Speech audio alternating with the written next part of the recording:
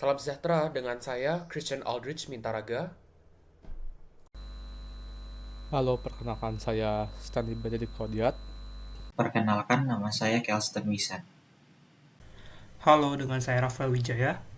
Perkenalkan, nama saya Hendra Putra. Halo, perkenalkan nama saya Ken. Nah, sebelum kita membahas Oracle VirtualBox, kan Oracle VirtualBox itu kan semacam virtual machine atau VM. Nah, apa itu VM sendiri? VM itu adalah semacam sumber daya komputer yang menggunakan software untuk menjalankan sistem operasi atau OS dan program dalam suatu lingkungan yang terisolasi dalam suatu mesin fisik. Komponen dari VM itu ada tiga. Yang pertama itu hardware.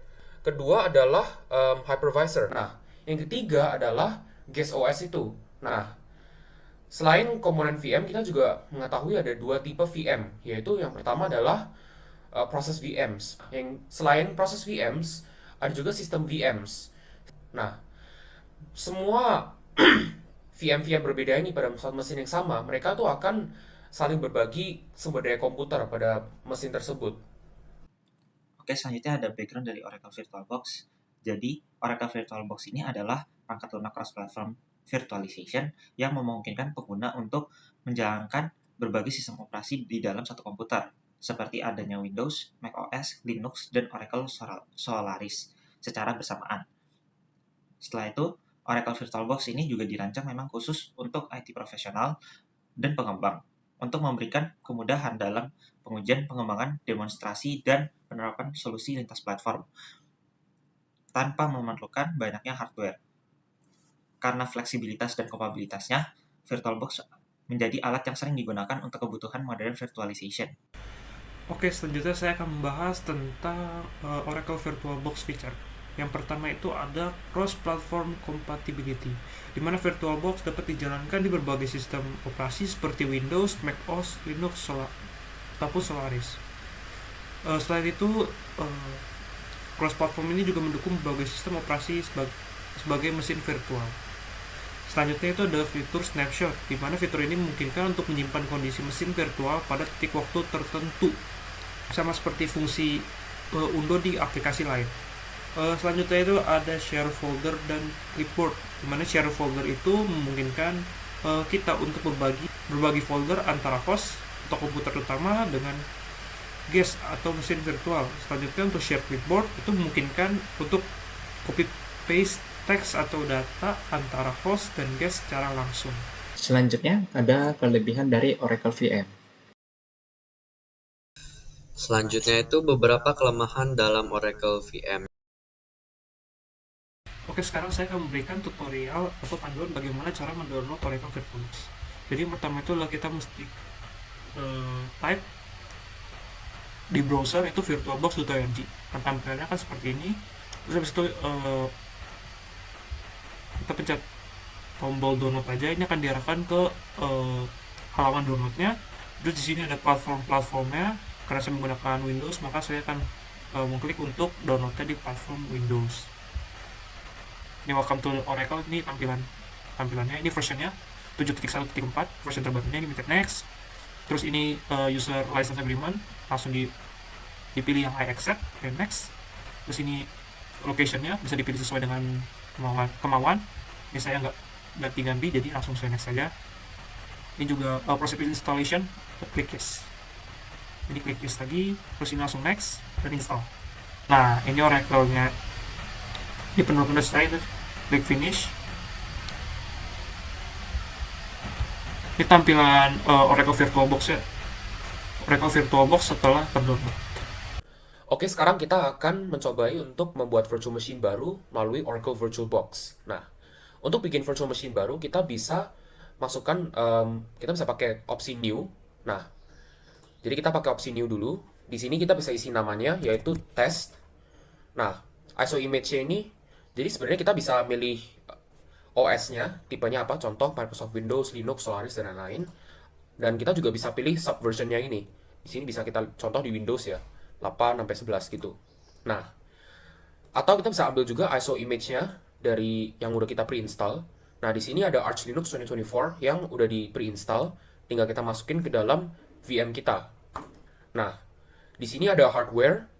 Kita bisa utak-atik nih base memory dan prosesornya dari physical machine yang akan dialokasikan ke virtual machine. Nah, sebagai contoh aku akan masukin di sini 2048 MB alias 2 GB RAM base memory, dan untuk prosesor dari 16 CPU saya akan alokasikan 2 dan bukan hanya satu. Nah, nextnya di sini adalah virtual hard disk. Jadi kita bisa ngatur seberapa storage yang kita bisa masukkan ke dalam virtual, yang bisa kita alokasikan untuk virtual machine. Nah, di sini kita masukin 20 GB sebagai contoh. Di sini kita juga bisa masukin ya virtual hard disk file yang eksternal yang udah ada, tapi untuk kasus kali ini kita bikin dulu virtual hard disk yang new. Nah, di sini kita bisa lihat summary-nya, yaitu machine name-nya dan directory-nya dan lain-lain. Terus juga hardware-nya, bisa kita lihat base memory sama prosesornya berapa. Terakhir kita bisa lihat disk-nya itu, kita alokasikan disk size kita tuh seberapa besar untuk virtual machine-nya. Nah, sekarang kita finish. Nah, jadilah virtual machine baru kita. Kalau kita mau jalanin gimana? Gampang. Tinggal kita pencet start. Di sini udah kelihatan bahwa kita udah berhasil bikin suatu virtual machine dengan OS-nya Arch Linux. Kita tunggu dulu automatic boot-nya. Dan seperti yang kita lihat, kita udah berhasil nge-boot virtual machine-nya dengan OS Arch Linux. Di sini saya akan menjelaskan beberapa setting-setting yang dapat kita lakukan di Oracle VirtualBox Manager. Jadi di sini ada tools, kita bisa melakukan beberapa setting. Di sini ada dua konfigurasi, yaitu basic dan expert. Di bagian basic ini ada dibagi menjadi 4 section, yaitu general, update, language, dan display. Di bagian general ini dapat kita lihat di sini bagian dimana kita menaruh machine folder dan lain-lain seperti file-file yang penting. Setelah itu ada update. Update ini berfungsi untuk mengecek update yang ada pada aplikasi VirtualBox.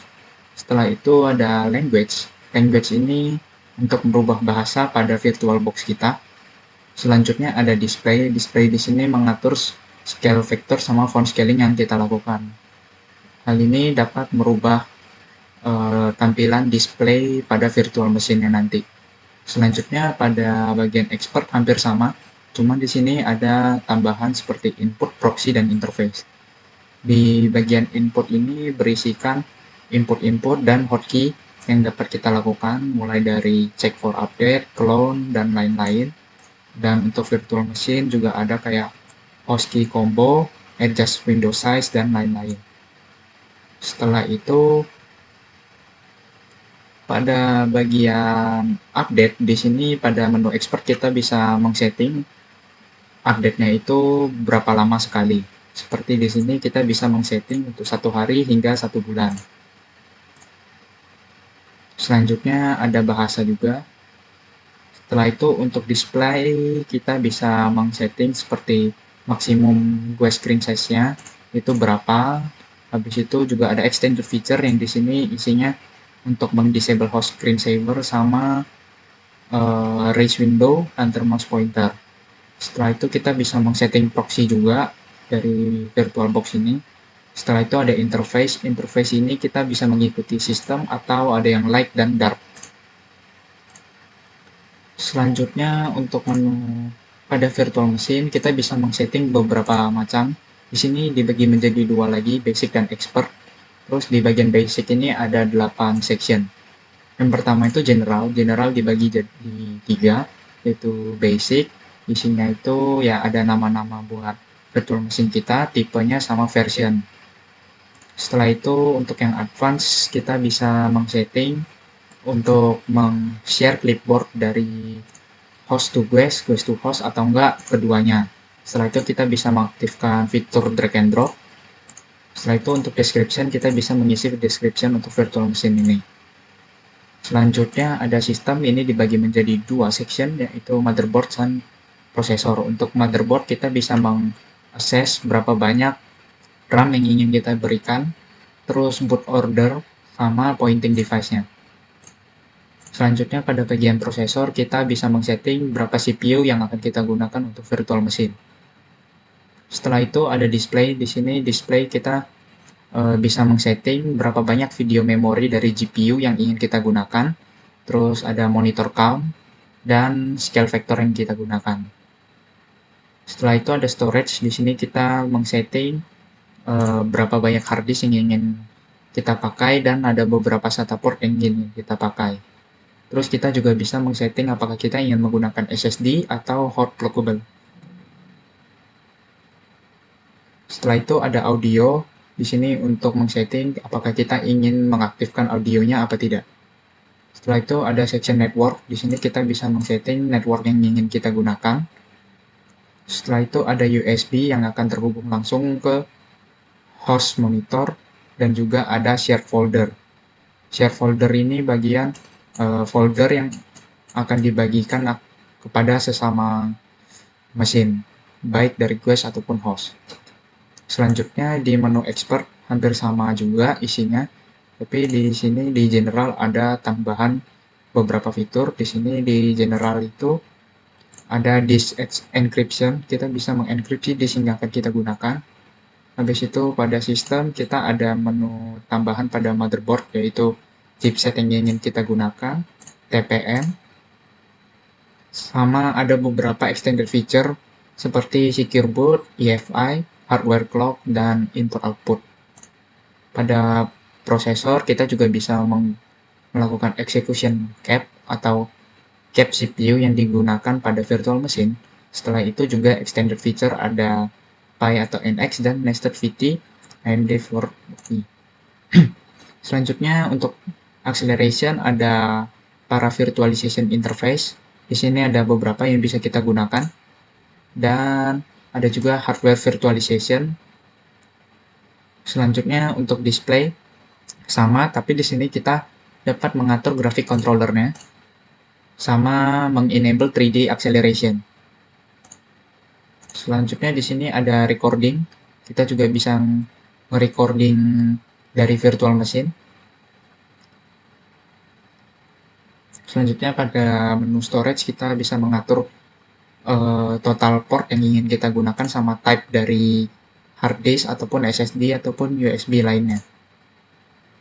Selanjutnya ada audio. Di sini kita bisa mengsetting audio controllernya, dan kita bisa mengenable audio output dan input. Selanjutnya ada network. Di sini kita dapat melakukan pada 4 adapter yang berbeda, dan isi dari network adapter ini lebih banyak dibandingkan yang di basic. Selanjutnya kita juga bisa men-setting MAC address pada virtual machine kita. Selanjutnya ada serial port. Ini untuk input output, kita bisa mengenable-nya dan menambahkan serial port. Setelah itu kita ada menu USB. Di sini kita bisa nambahkan device filter, sedangkan yang pada basic tidak ada USB device filter. Selanjutnya ada share folder, sama seperti pada basic. Dan yang terakhir user interface, untuk memunculkan apa saja yang kita inginkan pada Windows ataupun virtual machine yang kita gunakan.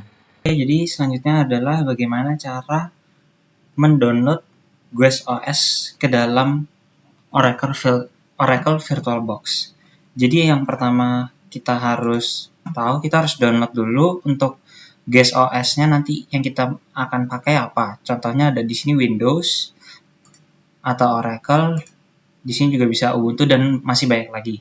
Nah, di sini saya sudah mendownload yang Ubuntu, file Ubuntu ISO-nya. Setelah itu kita akan pergi ke setting untuk memasukkan ISO tersebut. Kita klik yang empty dari storage, empty. Setelah itu kita pencet yang choose a disk file di bagian kanan. Di sini saya sudah mendownload yang untuk Ubuntu ya. Setelah itu kita langsung saja klik OK dan kita start.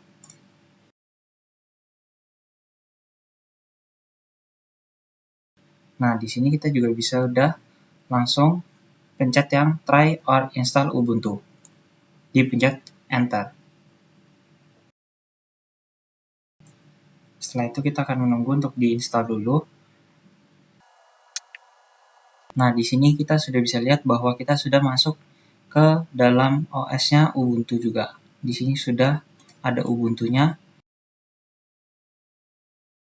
Ya, jadi begitu cara memakai Ubuntu.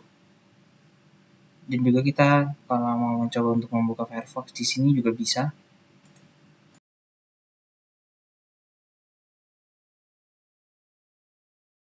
Oke, jadi kalau misalnya masih belum ada sama sekali OS sama sekali di laptop atau di device Anda bisa memencet tombol New yang ada di sini. Setelah itu bisa langsung saja memasukkan ISO image-nya. Di sini saya sudah ada di downloads-nya, yang tadi saya sudah download Ubuntu-nya. Setelah itu ini tipe dan subtipenya semua versionnya juga sudah ke ganti ya. Tadinya Windows. Setelah itu bisa misal kita tulis test dan langsung saja kita membuat dan memencet tombol finish. Nah, di sini langsung akan menjadi Ubuntu. Di sini ada try or install Ubuntu. Dan di sini kita sudah bisa lihat kalau Ubuntu-nya sudah bisa berjalan. Jadi kalau misalnya tadi nggak ada OS, langsung dipakai download filenya, download file ISO-nya dan dimasukkan. Oke, jadi saya akan menjelaskan bagaimana cara mounting external drive ke VirtualBox. Sebelum kita mulai, perlu dicatat bahwa external drive yang kita mounting ke VirtualBox tidak boleh dimounting secara bersamaan oleh host OS dan GuestOS. Nah, untuk video ini, saya akan mengcover bagaimana cara GuestOS bisa membaca external drive. Jadi, jika dilihat dari di sini, GuestOS saya tidak dapat membaca hard disk saya. Jadi, yang pertama kita lakukan adalah kita matikan dulu. Nah, setelah kita matikan, kita dapat membuka command prompt atau terminal dan harus di-run secara admin. Nah, setelah itu, kita bisa change directory ke instalasi VirtualBox-nya. Kita bisa tulis cd c/program files. Nah, jika sudah, kita tulis command berikut, yaitu vbox manage, internal commands, create raw vmdk, kemudian file name, kemudian nama filenya. Di sini aku akan tulis external disk vmdk, kemudian strip raw disk, kemudian physical drive-nya. Untuk saya tulis physical drive 2. Untuk kalian bisa berbeda, kalian bisa cek dengan menggunakan command ini, vmdc disk drive disk brief. Nah, ini yang ingin saya mount. Nah, setelah itu kalian bisa tekan enter aja. Nah, kalau sudah, kalian bisa ke VirtualBox kalian, terus set settings, ke storage, dan tambahkan dan add disk. Kemudian cari vmdk-nya yang sudah kita buat tadi. Nah, jika sudah, kita attach dan klik OK. Kemudian kita bisa start OS-nya lagi. Nah, jika sudah, kita bisa cek. Nah, sudah ada drive A saya di GuestOS saya. Untuk mountingnya, kita bisa membuat directory, kemudian kita mount saja. Nah, saya nggak akan run command ini soalnya saya sedang akses external drive saya di host OS saya. Di bagian export import cukup simpel aja ya. Kalian tinggal pilih export, pilih virtual machine yang mau kalian export. Di sini ada format settingnya. Seharusnya nggak usah diperlu dikotak-atik, tinggal pilih aja file yang mau disimpan di mana. Saya simpannya di user di tempat VirtualBox VMS saya. Kalau sudah itu MAC address-nya itu ada 3, itu ada strip semua adapter MAC address, include only net, sama include semua network adapter MAC address. Kita pilih yang dari sananya langsung aja. Kalau sudah selesai, kita tinggal pilih finish. Kita tinggal tunggu rating appliance-nya. Kalau udah selesai exporting, kita bisa lihat di file kita ini udah ada ya. Coba kita sekarang import. Kita coba tes, hapus dulu. Kita import ya.